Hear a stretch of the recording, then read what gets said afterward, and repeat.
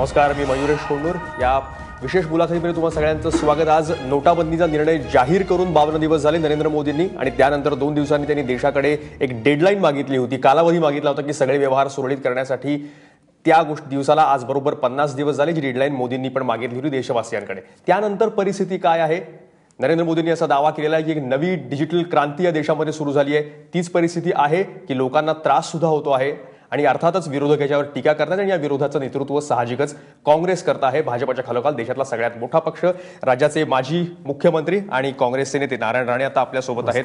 त्यांचं स्वागत आहे तुमचं एबीपी माझामध्ये. मोदींनी थोड्याच वेळापूर्वी भाषण केलं दिल्लीमध्ये. त्यांचं असं म्हणणं आहे की कधीही देशानं पाहिली नाही अशी क्रांती आता सुरू झालेली आहे. एक महत्त्वाचा निर्णय घेतला गेला काळा पैसा विरोधात, डिजिटायझेशन विरोधात. आपलं मत काय आहे? अशीच परिस्थिती महाराष्ट्रातल्या आणि देशातल्या प्रत्येक गावागावामध्ये आहे का? मी आत्ताच देशाचे पंतप्रधान माननीय मोदी साहेब भाषण मी ऐकलं नाही, कारण मी प्रवासात होतो. पण आता ते म्हणतायत की या निर्णयामुळे, नोटबंदीमुळे देशात क्रांती झालेली आहे.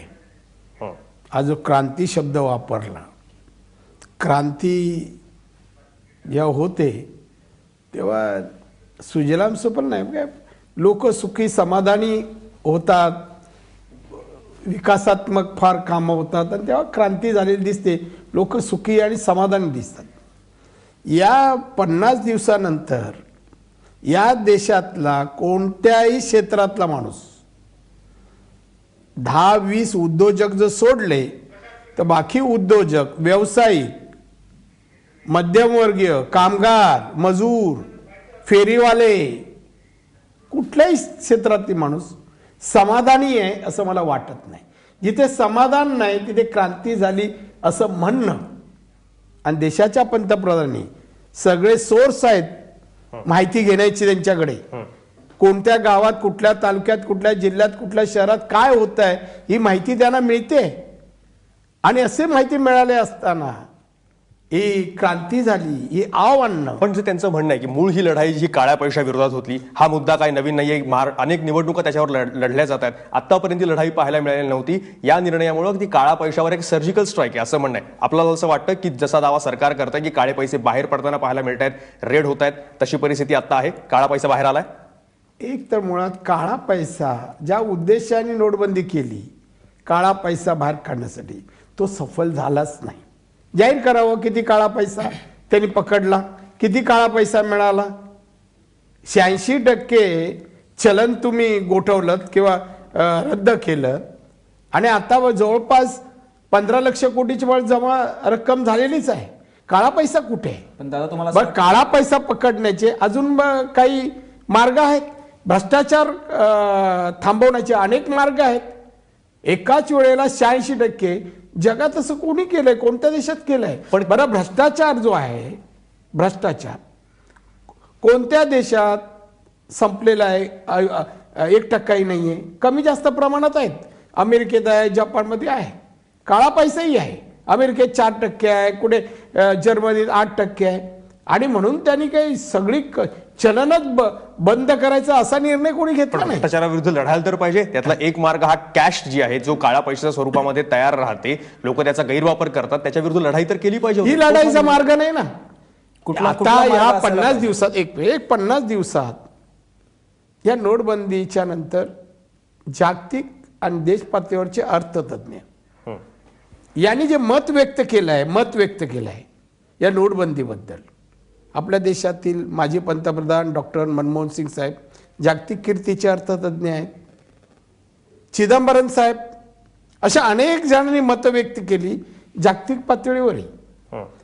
या कोणाच एकाने तरी समर्थन केलं का या निर्णयाचं, की बाबा नोटबंदी हा निर्णय योग्य आहे भारतासाठी?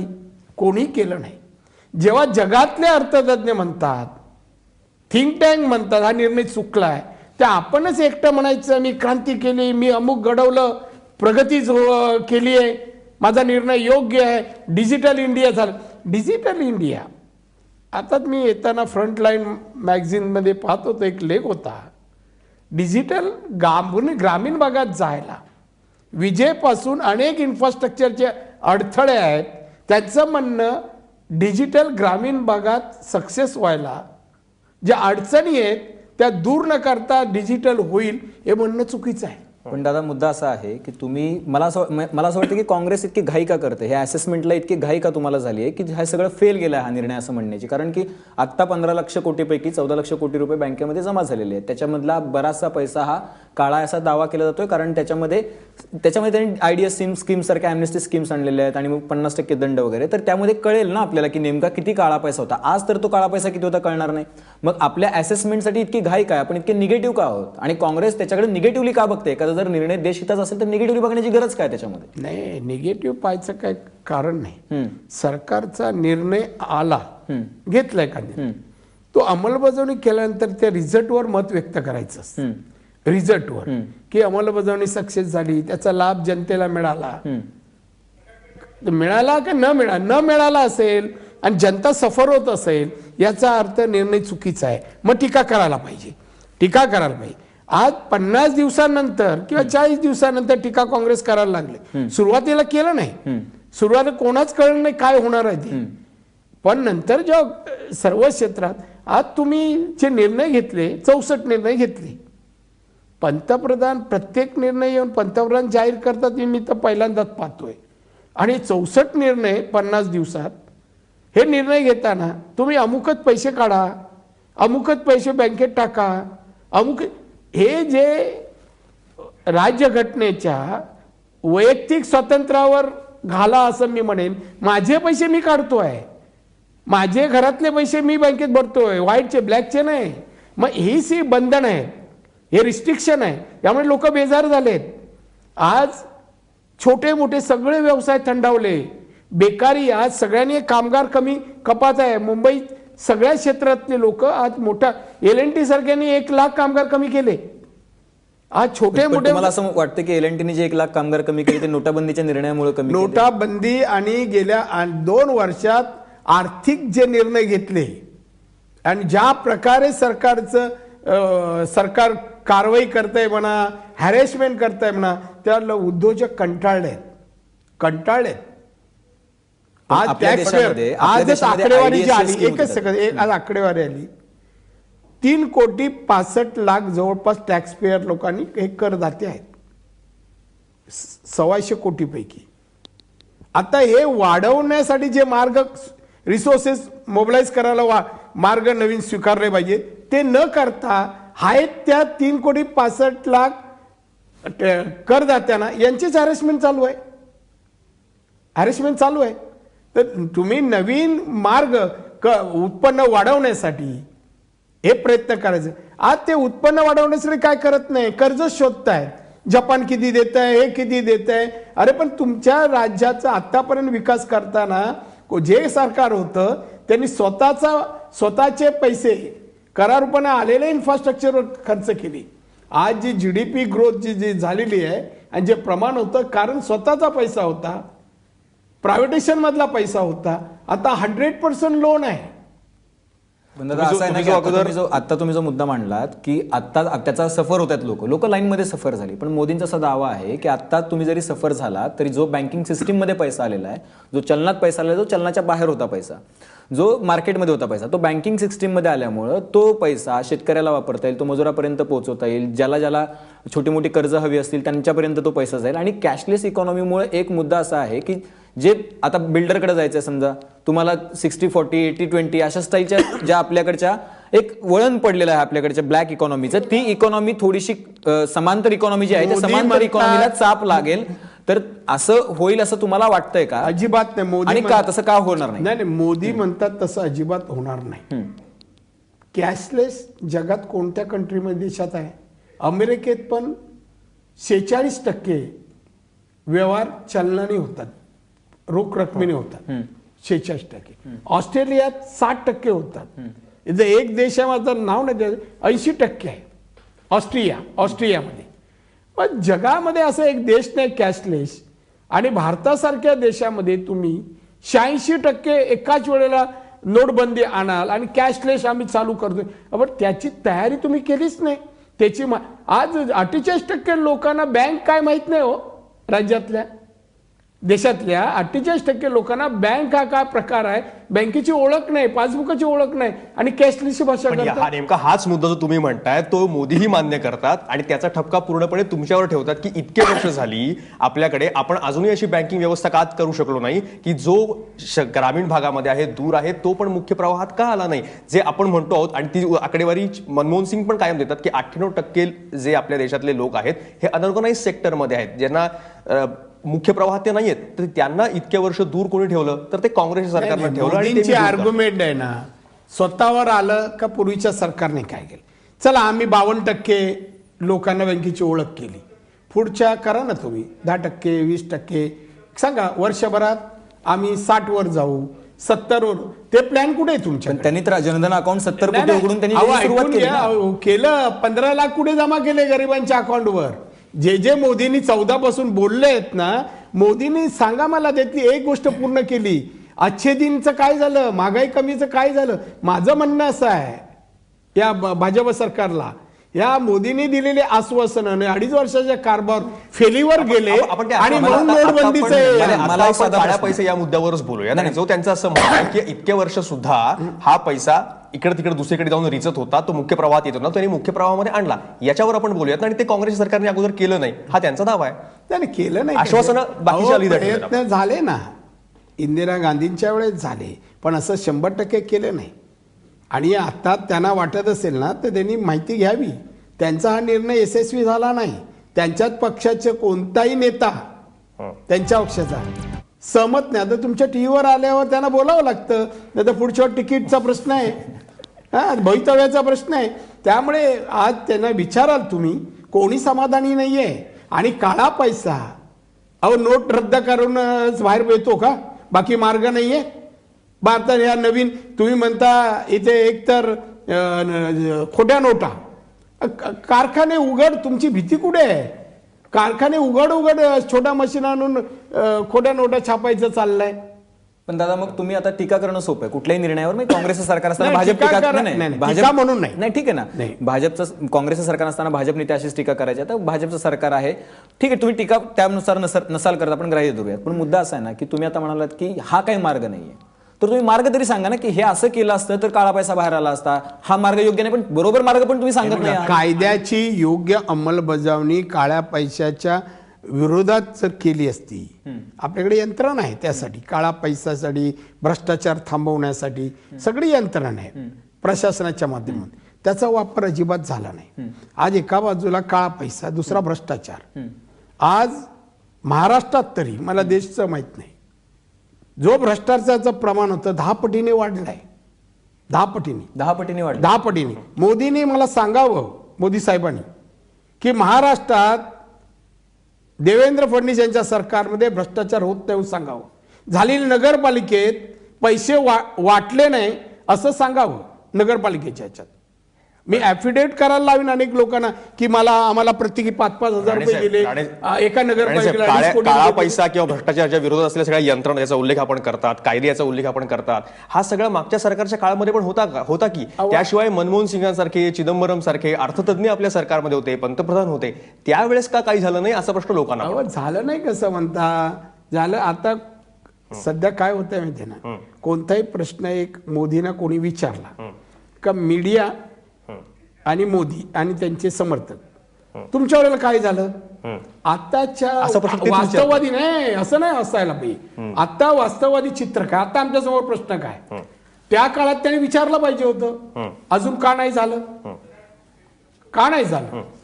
मग आता आम्ही विचारतोय, हे हा तुमचा निर्णय चुकीचा आहे, तो याप्रमाणे आहे.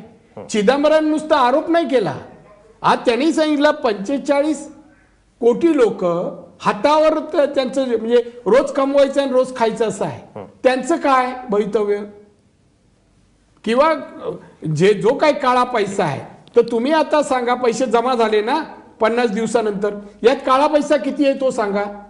पण मग दादा, आणि गरिबांचा तुम्ही म्हणता मोदींनी कार्यक्रम द्यावा, याच्यातून पैसा येईल, चला कर्जमाफ शेतकऱ्यांचा करू, अमुक करू. आज उद्योगात एक बघा, मेक इन इंडिया आणि त्यांनी सांगितलेल्या गोष्टी, मेक इन इंडिया बापरे, किती उद्योग आले, किती लागले, किती उत्पन्न वाढलं, किती जीडीपीची ग्रोथ किती प्रमाणात झाली, देशाच्या तिजोरीत किती अधिकचे पैसे पडले, कोण सांगतंय? ह्या मिळालेला पैसा आदिवासींना, गरिबांना, दलितांना, जी कुपोषित बालकं आहेत त्यांना या प्रमाणात खर्च करू का नाही मोदी सांगत? नाही, नुसता गरीबो के लिए बोलणं ठीक आहे, पण गरिबांसाठी हे आम्ही हे कार्यक्रम राबू. एक तर सांगितलेला एकही कार्यक्रम, उदाहरण द्यायचं तर आता परवा केलेली उद्घाटन पीएम आणि मुख्यमंत्री केली, 2,17,000 कोटीची केली. कुठे पैसे आहेत राज्य सरकारकडे? राज्य सरकार दिवाळीत चाललाय, यांना विकासाला आणि प्रशासनाला खर्च करायला स्वतःकडे पैसा नाही, कर्जाची परवानगी नाही, कर्जाची परवानगी मागतायत. ही क्रांती म्हणतं ना, क्रांती. आज राज्य सरकारकडे स्वतःचे खर्च भागवायला स्वतःचे रिसोर्सेस नाही आहेत. आज 4 अधिकाऱ्यांना बदली का केल्या? कर्जाला परवानगी दिली नाही म्हणून. ही राज्य सरकारची पद्धती, ही क्रांती आहे का? हे सारे मुद्दे आणि नोटबंदीच्या अनुषंगाने आणखी सारे मुद्दे याच्यावर आपल्याला बोलायचं आहे. नारायणराव राणे आपल्या सोबत आहेत, पण एक छोटासा ब्रेक घेतो आणि ब्रेक नंतर ही मुलाखत नोटाबंदी आणि त्याच्या निर्णयासंदर्भातले सगळे जे परिणाम झालेत त्या संदर्भातली मुलाखत अशी सुरू आहे. तुम्ही पाहत रहा एबीपी माझा.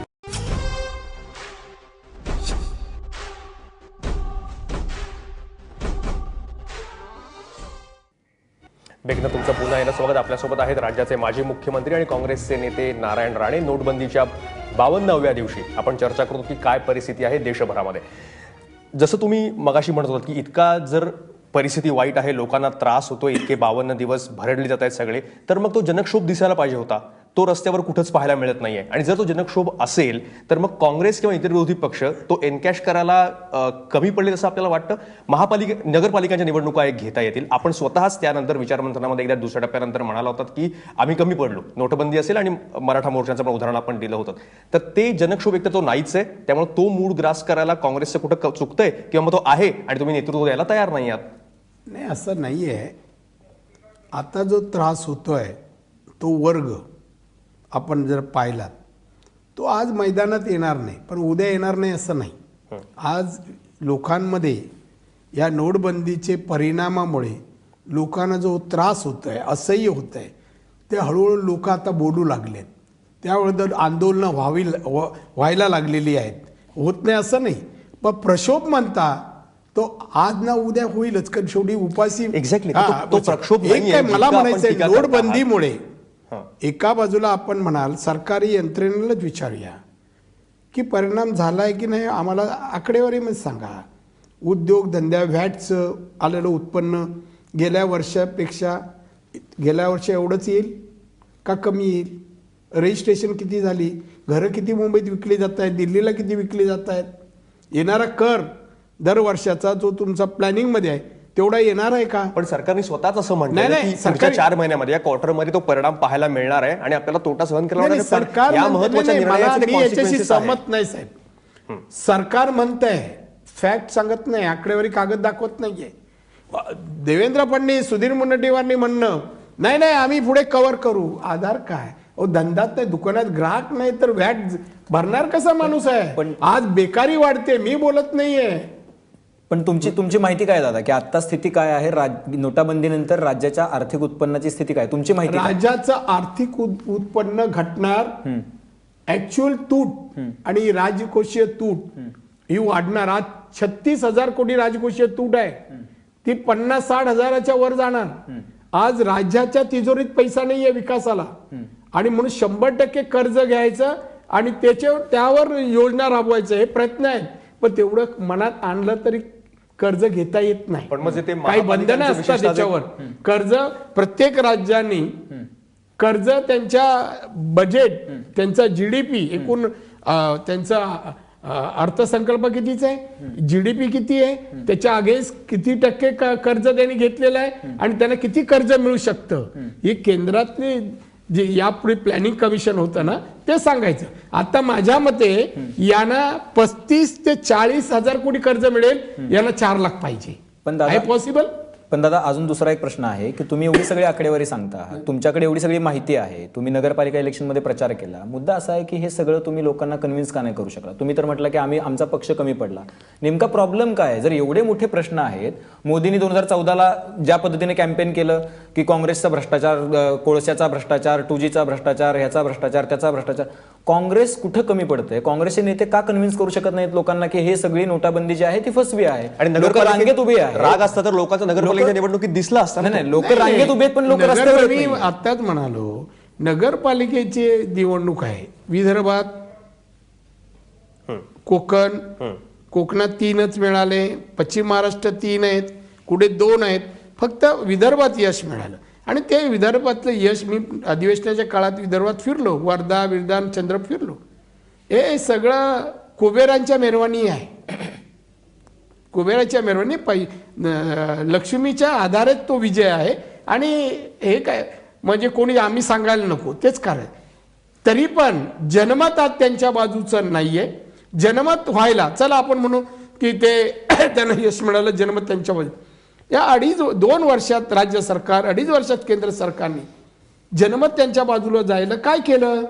अच्छे दिवस त्यांच्या जीवनात आणले, महागाई कमी केली, कुपोषित बालकांची संख्या कमी केली, दारिद्र्याखालची संख्या कमी केली, आत्महत्या कमी केल्या, किंवा साक्षरतेचं प्रमाण वाढवलं. काय केलं एक तरी तुम्ही सांगा ना मला. मुद्दा असा आहे दादा की अर्थक्रांतीचे प्रणेते अनिल बोकील आले होते. त्यांनी अर्थक्रांतीचे प्रणेते अनिल बोकील आले होते, तुम्हाला कल्पना आहे त्यांची. त्यांनी जी थेरी मांडली त्याच्यातलाच एक नोटाबंदी हा एक पर्याय होता. त्यांचं असं म्हणणं आहे की आत्ता 60 वर्षानंतर कुणीतरी निर्णय घेऊ पाहते, त्यांनी तो निर्णय घेतलेला आहे. या निर्णयाचे व्हिक्टिम्स किंवा या निर्णयाचे जे व्हिक्टिम्स आहेत ते सगळे आहेत. आपला अख्खा देश आहे, गरीब श्रीमंत असा भेदभाव नाहीये. मुद्दा असा आहे की याचा परिणाम दिसायला थोडा वेळ लागेल आणि तो वेळ देशाने दिलेला आहे. विरोधी पक्ष वेळ द्यायला तयार का नाहीयेत? हे त्यांचं मत झालं अर्थतज्ञांचं. त्यांनी वेळ किती तो सांगावा, त्याचे परिणाम कोणते होतील ते सांगावं. त्याच्यामध्ये ह्या परिणाम या देशातल्या जनतेचं जीवनमान सुधारणार की अपग्रेड होणार आहे का? इथे नोकऱ्या उपलब्ध होणार आहेत का? आर्थिक सुबत्ता लोकांच्या जीवनात येणार आहे का? फरक म्हणजे कसा दिसावा? अर्थतज्ञ सांगतात ते कोणाचं तरी समर्थन करतात. हो, काही अर्थतज्ञ खासदार झाले म्हणून समर्थन कमी आहे, कॉमेंट्स ऐकली तुमच्याकडे. तशी नाही, फॅक्टवर बोला. वास्तववादी काय आहे? आज सर्वसामान्य रस्त्यावरचा भिकारी आज भुकाच मारणार तो. आज शेतकरी कर्जबाजारीमुळे तुमच्या तिजोरीत पैसे आले, काळे पैसे आले म्हणतात ना, कर्जमाफी करा ना तुम्ही. काल शेतकरी आज माल घेतोय, विकायला जातोय, पैसे नाहीत द्यायला म्हणून माल रस्त्यावर बटाटे, कांदे, टोमॅटो टाकले जात आहेत. शेतकरी हवालदिल झाला, आत्महत्या करतोय. नाही, हे थांबवण्याचं काम का नाही करत? म्हणजे अर्थतज्ञांना सांगा ना, 1 मिनिट, अर्थतज्ञांना सांगा हे सगळं थांबवण्याचे उपाय सांगावं. अर्थतज्ञ काही आहेत ना, काही हे वजाबाकी आणि समर्थनासाठी पाठवलेले असतात. याचे परिणाम वाट बघा. तुम्ही वाट का बघावी? मी माझे पैसे खर्च करतोय, माझे बँकेत टाकतोय, काढायचा अधिकार माझा आहे. तुम्ही बंधन घालणारे कोण आहे याच्यावर त्यांनी सांगावं. एक्झॅक्टली ही जी वेळ शेतकऱ्यावर आली, ही जी वेळ मजुरावर आली, ही जी वेळ कामगारावर आली, अशा पद्धतीने जगण्याची तीच वेळ काँग्रेसने आणली आणि त्याच्यावरचा उपाय म्हणून नोटाबंदी आणि तो पैसा सगळा सायकल काँग्रेसने आणलेली नाही असा आरोप स्पष्टपणे. नाही, ही काँग्रेसने आणलेली नाही. काँग्रेसने कधी अशी कंडिशन, अशी बंधनं कधीच घातली नाही. एवढेच टाका पैसे, एवढेच करा, उद्या सांगतील ना. आता त्यांनी पैसेच नाही. शेवटची 64वी जी घोषणा आहे ती 10 नोटापेक्षा जास्त.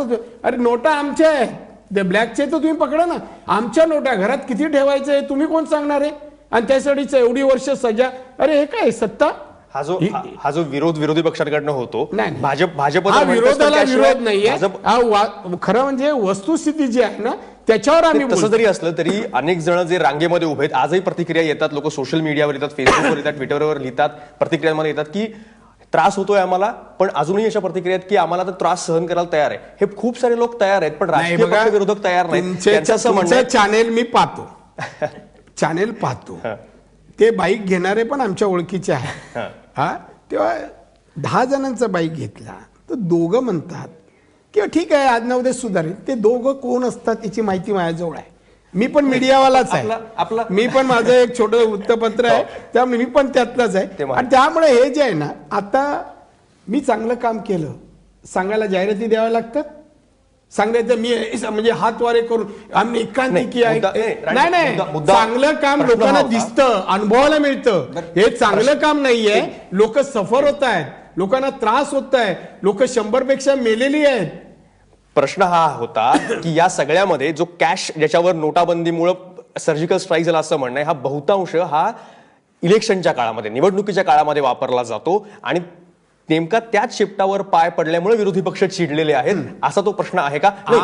अलहिदा की भाजप काय म्हणते पण निवडणुकीच्या काळामध्ये आपल्या पण बोलण्यात उल्लेख आताच्या आला. सरकारला मला सांगायचं आहे आपल्या पण तुम्हाला असं जर बोलण्यात वाटतं ना असं जर त्यांना वाटतं 2014 लोकसभा आणि त्यानंतर झालेला विधानसभा देशात यामध्ये झालेला खर्च त्यांच्या भाषेप्रमाणे भ्रष्टाचाराचा कोणत्या पक्षाने केला किती काढा ना मला माहिती निवडणुकांच्या काळामध्ये आपला त्याच्यामध्ये निवडणुकांच्या जास्त काळामध्ये खर्च बीजेपीने केलाय राणेसाहेब आपण पण सुरुवातीला उल्लेख केला की निवडणुकांच्या काळामध्ये अशा प्रकारे पैसे केले जातात ते आगळ उघड सत्य आहे त्याच्यावर सुद्धा या नोटबंदीच्या निर्णयाचा परिणाम होईल असं आपल्याला भविष्यात वाटत नाही? होईल आता नाही भविष्यात होईल आपण तरी ऐकून घ्या किमान आता नाही, लगेच नाही. निवडणुका येणार आहेत. याच्यामध्ये युतीच्या असतील, अहो, मुंबईच्या असतील पैसे जेव्हा आणि म्हणूनच पकडले सगळे चिडले. जातात तेव्हा बीजेपीच्या माणसाचं न्यूज टीव्हीवर वारंवार येत नाही किंवा त्याने क्लीन देशमुखांना का नाही, सोडवलं पक्ष- 91 लाख रुपये पक्ष पकडले सोडून ना. दे, सामान्य माणसाला असं वाटतं की नाही, तो जो नाही. तिथला गैरवापर जो आहे निवडणुकांच्या आणि राजकीय पक्षांकडनं होणारा तो या निर्णयामुळे थांबेल आपल्याला असं वाटत नाही असं सामान्य माणसाला वाटतं. नाही नाही सामान्य माणसाला वाटतं मी त्यांच्याशी सहमत आहे पण ते मोदींनीच करार नाही याच्या अगोदर पण काही बेसवाली लोक आहेत बाबा पैसे घेऊन मला मत देणार नाही मला माझं मत अमूल्य आहे अशी लोक आहेत पण ते बीजेपीने सांगू या सरकारने सांगू एक या सरकारने हे सांगा तुम्ही जर असं जर म्हणत असाल आम्ही भ्रष्टाचार पकडतोय पण आज भ्रष्टाचार तुम्हीच करताय ना या राज्याच्या कुठल्याही सरकारी कार्यालयात जा कुठल्याही सत्तेमधला आमदार मंत्री घ्या भ्रष्टाचार करत नाही असं त्यांनी सांगू दे पण ही काय अभिमानाची गोष्ट आहे का? काय असं असं कोणी सांगू शकत अभिमानाची नाही ती थांबायलाच त्यांना. पाहिजे. कुठल्याही मार्गाने ही हो. चुकीची आहे कुठल्याही पक्षाने ही करो, चुकीची आहे. कुठल्याही निर्णयाने ही हो. होता कामा भ्रष्टाचार नये थांबलाच पाहिजे. एक बघा मी सुरुवातीला मी सांगितलं अमेरिकेत पण 4% करप्शन आहे जर्मनीमध्ये आहे पण त्यांनी ऐकून घ्या 46% चलन त्यांच्या व्यवहारात आहे त्यांनी 86% चलन नोटाच बंद गायब करून नाही टाकल्या राणेसाहेब 4% असो 2% असो काही किती असो टक्के असो, ही बिलकुलच झिरो अभिमानाची गोष्ट करा नाही. झिरो करायसाठी जो प्रोसेस वापरला पाहिजे त्यासाठी जनतेचं प्रबोधन करायला पाहिजे प्रिकॉशन घ्यायला पाहिजे ते तुम्ही का नाही घेत मग पण तेच म्हणणं आहे लोकांचं की असा एक निर्णय होतोय आणि त्याच्यामुळे नाही परिणाम होतो. लोकांचं मत नाहीये हे सरकारचं लोकांचं अजिबात नाही आम्ही लोकांमध्ये राहतो आम्ही लोकांमध्ये असतो आणि त्यामुळे लोकांची भावना आज सांगतो दिवसभरात जे व्यापारी जे लोक आले ते सगळेजण नोटबंदीच्या विरोधात बोलतो एक काही माणूस असं नाही. नोटबंदी विरोधात मतपदांतर असू शकतात आणखी एक ह्याच्यातला निर्णय जो कॅशमध्ये की राजकीय पक्षांना जे पॉलिटिकल फंडिंग जे मिळतं ते कॅशमध्ये बहुतांश होतं ते पब्लिकली सांगितलं जात नाही आरटीआय मध्ये येत नाही किमान या मुद्द्यावर तरी एकमत होऊ शकतं ना की तिथं जो पैसा येतो आणि जो बऱ्यापैकी ब्लॅक मनी असतो असा संशय आहे तो थांबवता येईल त्यावर सुद्धा एकत्र येऊन भाजप असेल काँग्रेस असेल जाहीरपणे भूमिका का घेत ठरवू दे नाही? ना सगळ्या पक्षाने एकत्र निर्णय घेऊ दे ना आणि अशासाठी ह्या एखाद्या विषयासाठी मिळणारं डोनेशन देणगी या संबंधी निर्णय सरकार घेऊ शकतं आणि दुसरा मार्ग त्यांनी CSR काढूनच ठेवलाय ना हे नाही तर त्या मार्गाने मदत होऊ शकते त्यामुळे एखादा नियम करावा सरकारने आणि 100% अंमलबजावणी करावी निपक्षपाती करावी नाही तर आपल्या लोकांना एक नाही दुसऱ्या लोकांना आणि नोटबदलीमध्ये मॅक्झिमम पैसे मुंबईत कोणी बदलले माहिती घ्या ना तुम्ही कोणी पण तुम्ही सांगा ना कोणी बदल सत्तारूढ पक्षाच्याच आमदार आणि मंत्र्यांनी बदलले पण त्यांचे नाव आहे तुमच्याकडे नाव असल्याशिवाय बोलू तर योग्य वेळी बोलू आम्ही आता आहे आधी मार्च अधिवेशन तुम्ही मधल्या काळात असं पण म्हणालात की काही 50-20 लोकांसाठी ही सगळी नोटबंदी चालू आहे मला अजून एक 2 पर्सनल प्रश्न पण तुम्हाला विचारायचे तर ते 20 लोकांसाठी तर 20 लोक कोण आहेत ती आणि त्यांच्यासाठी चालू आहे असं तुम्ही म्हणताय नाही 20 लोक सोडली तर असं शब्द प्रयोग आहे ते उद्योजक आहे धनाढ्य मोठे त्यांना सोडून बाकीचे उद्योजक सफर आहेत त्यांना विचारण कुठे नाही त्यांना किती म्हणजे रेट पडणं त्यांना मार जोड होणं करदाते जे करोड रुपये देतात सगळे तेच मार खाता येतात 20 लोकांची लिस्ट तुम्ही जाहीर करणार आहात का की यांना त्याचा फायदा झाला यांच्यासाठी अशी वेळ येईल ना त्या वेळेला होईल ना ते बरं एक म्हणजे आता तुम्हाला शेवटी अगदीच आपण शेवटाकडे आहोत कार्यक्रमाच्या पण मुद्दा असा आहे की ज्या दिवशी नोटबंदी झाली त्या दिवशी नारायण राणेंच्या खिशात किती रोकड होती आणि तुम्हाला त्याचा किती त्रास झाला रोकड म्हणजे मी रात्री झालं मी भाषण ऐकलं आणि सकाळी मी 10:30-11ला ऑफिसला निघालो. तो बरं माझ्या लक्षात आलं नाही की आपल्या खिशातले पैसे चालले माझ्या लक्षात. रोज कशा काही कुठे द्यावे लागले, कोण ऑपरेशन कसं 30-40 हजार माझ्या खिशात असतात. पण ते 1500 होते का 100? 1000 होते आणि 500च्या पण होते आणि 100चे 1-2 असतील. मी बांद्रापर्यंत गेलो आणि मला लक्षात आलं आपल्या खिशातल्या नोटा तर चालणार नाहीत. मी परत घरी आलो. मी गेला आणि कोण एखादा माणूस आला किंवा जसं काल एक स्त्री आली होती, तिच्या घशात कॅन्सर झालाय आणि ते ऑपरेशन झालं, त्यानंतर ज्या गोळ्या आहेत त्या गोळ्या कॉस्टली आहेत, तिला पैसे नाही. ती मला 25,000 तरी द्या असं सांगायला. आता अशा वेळेला 25,000 जर आपलं खिशात असले तर देणार ना. पण त्या दिवशी माझ्याकडे होते ते 9 तारीखला नोव्हेंबरला सगळ्यात जुनं 100,000 आणि 500च्याच होत्या. मी शेवटी घरी परत गेलो की आज बाहेर न गेलेलं बरं. मग दुसऱ्या दिवशी बँकेतून पण ते काय 24,000च. आज 24,000 काय होतं, 5,000 काय होतं. पण तुम्हाला तर इतक्या लोकांना सांभाळायचं आज सांगा माझ्याकडे 4 वृत्तपत्र छोटी छोटी साप्ताहिक वगैरे जाहिरात मागायला आली. काय देणार मी, कशी देणार सांगा मला. एकदम छोटी वृत्तपत्र आहेत, काही जिल्ह्याची आहेत. काय आज हे जे व्यवहार आहे छोटी वृत्तपत्र, त्यांचं पण कुटुंब असेल त्याच्यावर चालणं. तिथे 8-10 नोकर असतील, आले ना मुळावर त्यांच्या. मग तुम्ही काही काय ऍप वगैरे डाउनलोड केली ई पेमेंटसाठी वगैरे? कॅशलेस झालात का तुम्ही काही या 1 महिन्याभरात 50 व्यक्तिगतही आणि आता मी पैसे काढले ते चेकनेच काढले ना. ते काय कोणी सांगितले म्हणून नाही, कायद्याच्या द्वारे जी मला गरज आहे काय. पण तसे गरज जेवढी असते त्या प्रमाणात आपल्याला विड्रॉ पण नाही करता येत ना. तुम्हाला आता 4 आठवड्यात 1 लाखभर रुपयेच काढता आले असतील, तर तुमचं भागलं कसं एवढ्या सगळ्या लोकांना तुम्हाला खरं काय मागणं कसं. लोकांना थांबा सांगू की 50 दिवस जाऊ दे, काय रिलॅक्सेशन. तुम्ही ते मोबाईलवर सगळे आज सांगा सगळे लग्नांचे व्यवहार थांबले. आता मी टेलरकडे गेलो, आता मी 24,000 ब्लेझर शिवायचं मला मिळतच नाही. ज्या माझ्या आवडीचं एखादं असेल आणि मी सांगितलं बाबा मी एका वेळेला 24,000 करतो, त्याच्यात बसव, मिळेल का. तुम्ही मोबाईलवर आज कुठल्याही जेवायला गेलो, 4 माणसं मित्र घेऊन गेलो आणि तुम्ही बँकेतून मला 2,000 मिळत आहेत. 4 माणसाचं जेवणात 2,000 होतं का. हे जे ह्या ज्या पद्धती आहेत अमुकच काळ, हे खरं म्हणजे मला पटलं नाही. माझे पैसे आहेत, माझे जर चुकीचे पैसे असतील काळ्या बाजार कारवाई करा. पण माझे ओरेन मेहनतीचे पैसे आहेत, मी व्यावसायिक आहे, मी करदाता आहे. आणि एवढं असताना तुम्ही कसे काय एवढेच काढा, एवढे काढायचे नाही, एवढं केलं तर असं केलं जाईल. आणि हे काय नेहमी एवढी शिक्षा अमुक, हे काय ही पनिशमेंट, ही हुकुमशाह पण अशी देत नाही हो. पण आता कॅशलेस तर व्हावं लागणार आहे. त्याच्यामुळे तुम्हाला लोकांना पण सांगावं लागेल, मतदारसंघातल्या लोकांना पण सांगावं लागेल बँक अकाउंट उघडा, कार्ड घ्या, कार्ड स्वाईपच्या मशीन्स घ्या. तर ह्या सगळ्या गोष्टी तुम्हालाही कराव्या लागणार आहेत. नाही ते प्रबोधन काही बघा, कायद्याची अंमलबजावणी करायला सांगणं सत्तारूढ एवढी विरोधकांचे पण ते काम आहे कायदा. पण त्या कायद्याचं दुष्परिणाम जनमानसावर होत असतील, लोकांवर होत असतील आणि देशाच्या अर्थव्यवस्थेवर आणि जीवनमानावर परिणाम होणार असेल तर त्याचा विचार करायला सांगणं ही टीका नाही आहे. टीका नाही आहे. न्यूटन तर म्हणतात टीका करायचा अधिकार प्रत्येकाला आहे, पण टीका सुडाने आकसाने असू नये, मार्गदर्शन स्वरूपात असली पाहिजे.